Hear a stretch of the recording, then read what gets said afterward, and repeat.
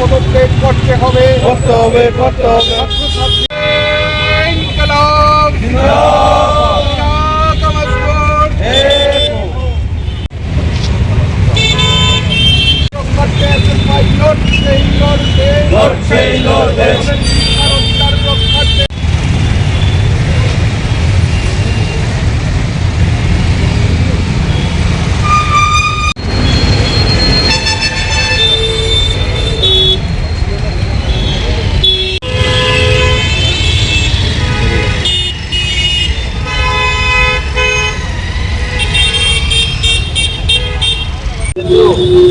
Comrade, আজকের কর্মসূচি এখানেই সমাপ্ত।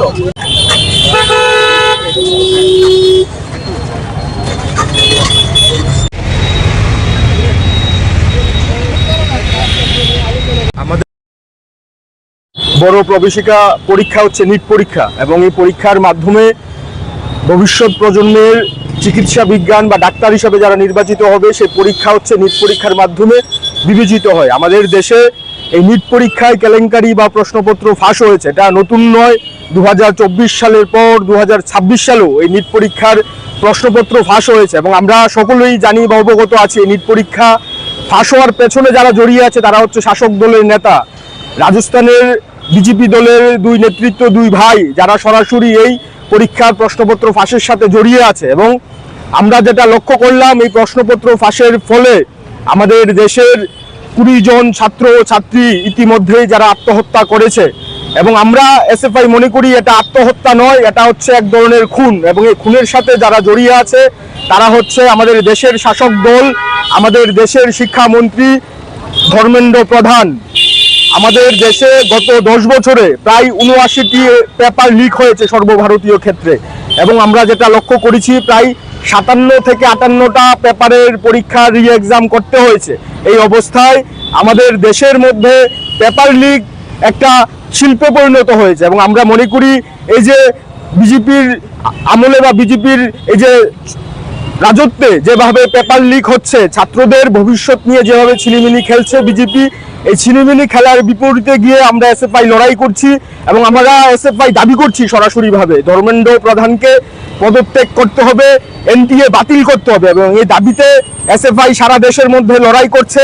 সেই লড়াইয়ের অংশীদারিত্ব হিসাবে আমরা আমাদের রাজ্য ত্রিপুরার মধ্যে আমরা লড়াই সংগ্রাম চালিয়ে যাচ্ছি। আজকে ভারতের ছাত্র ফেডারেশন রামনগর অঞ্চল কমিটি তারা এই দাবিতে 20 জন ছাত্র ছাত্রীদের স্মৃতির প্রতি শ্রদ্ধা জানিয়ে এনটিএ বাতিল করার দাবিতে আমাদের দেশের শিক্ষামন্ত্রী ধর্মেন্দ্র প্রধানের অবিলম্বে পদত্যাগ করবার দাবিতে আমরা এখানে আজকে মিলিত হয়েছি।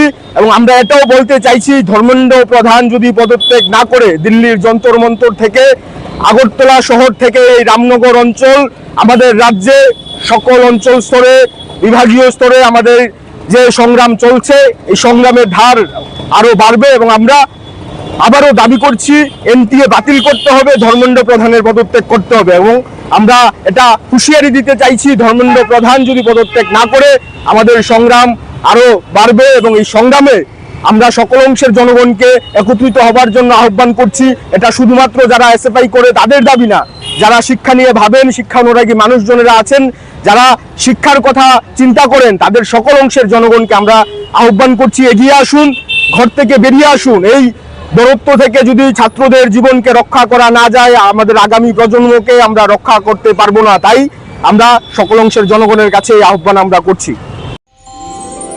আমার দেশের স্বাদ গন্ধ আমার সবচেয়ে প্রিয়।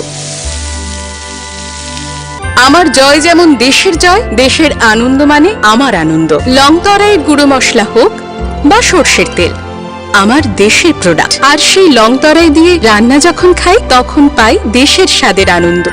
সবার সাথে সেই স্বাদের আনন্দ ভাগ করে নেবার মজাই আলাদা। দেশের স্বাদের আনন্দ লংতরায়। লংতরায়, রান্নায় তোমাকে চাই।